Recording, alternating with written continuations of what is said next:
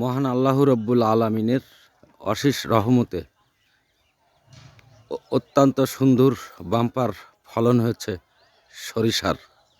আজ পবিত্র শুক্রবার, জুম্মার নামাজ বাদ আমরা এসেছি সাতক্ষীরা জেলার দেবহাটা উপজেলার চাঁদপুর মাধ্যমিক বিদ্যালয়ের সামনের বিলে কৃষকদের চাষকৃত শস্যের বাগান দেখতে।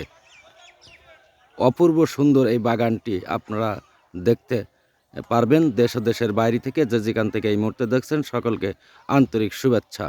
এম সাহেব আলী, প্রতিদিন আশাশুনি সংবাদ, দেবহাটার চাঁদপুর মাধ্যমিক বিদ্যালয় চত্বর থেকে।